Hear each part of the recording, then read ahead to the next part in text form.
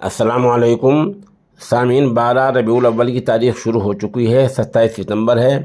خبر کا عنوان ہے افغانستان کی کرنسی میں ایک بار پھر اچھال آیا ہے۔ ایک ہفتے پہلے بھی اچھال آیا تھا، آج کی یہ تازہ رپورٹ ہے، آج پھر اچھال آ گیا ہے۔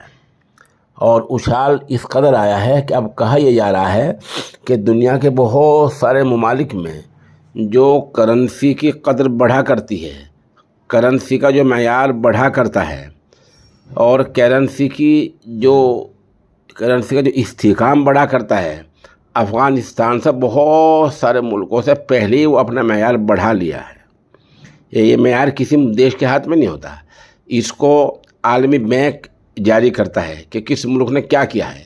تو عالمی بینک کی جو رپورٹ آئی ہے اس کے مطابق افغانستان کی کرنسی درجنوں ممالک سے زیادہ آگے نکل گئی ہے بڑھنے کے اعتبار سے۔ خبر اور تھوڑی تفصیل سنیے۔ اگر آپ سے دنیا کی مضبوط ترین کرنسی کے بارے میں پوچھا جائے تو سب سے پہلے آج کل ڈالر کا نام آتا ہے، پھر پاؤنڈ ہے، یورو ہے، دینار کے بارے میں بھی لوگ کہتے ہیں۔ جس نام کے بارے میں آپ سوچ بھی نہیں سکتے، اس نے ستمبر کے پہلے 3 مہینے میں امریکی ڈالر کو بھی ترقی کے حساب سے پیچھے چھوڑ دیا ہے۔ اور صرف ڈالر ہی کیوں، یورو سے لے کر پاؤنڈ تک اور روپے سے لے کر یوان تک دنیا کی تمام کرنسیوں سے زیادہ ستمبر کی سہ ماہی میں، پہلے 3 مہینوں ستمبر کی جو سہ ماہی ہوتی ہے اور اس میں اس سے سب پیچھے رہ گئے ہیں۔ اس افغانستان کی کرنسی نے یہ کارنامہ دکھایا ہے۔ افغانستان اس وقت طالبان کے زیر انتظام اپنی منزل طے کر رہا ہے۔ بلومبرگ کی رپورٹ کے مطابق اس سہ ماہی کے دوران افغانستان کرنسی پوری دنیا میں بہترین کارکردگی کا مظاہرہ کرنے والی کرنسی بن کر ابھری ہے۔ 26 ستمبر تک یعنی 24 گھنٹے پہلے تک کے اعداد و شمار کے مطابق اس وقت ڈالر کے مقابلے افغانی کی قدر 78.25 ہے، یعنی $1 اور 78.25 افغانی قیمت برابر ہو گئی ہے۔ یہ بہت بڑی بات ہوتی ہے، بہت تیزی سے کرنسی بڑھ رہی ہے۔ ہندوستانی کرنسی روپے کی بات کرتے ہیں تو 2 دن پہلے بازار بند ہونے کے بعد یہ ڈالر کے مقابلے 83.27 پر تھا، یعنی ایک امریکی ڈالر اور 83.27 ہندوستانی روپے قیمت برابر تھی۔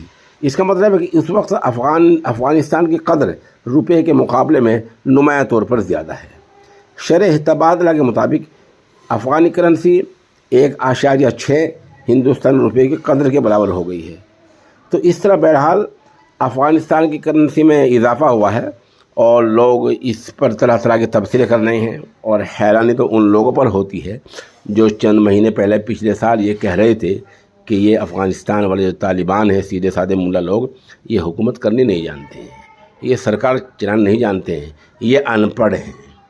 انہیں معلوم ہونا چاہیے کہ سرکار چلانے کے لیے کوئی انگریز کی رائج کردہ جو ڈگریاں ہیں، ہائی اسکول، انٹر، بی اے اور ماسٹر ڈگری، یہ کوئی لازمی نہیں ہے۔ اصل علوم ہوتے ہیں، اصل معلومات ہوتی ہے، اصل جانکاری ہوتی ہے۔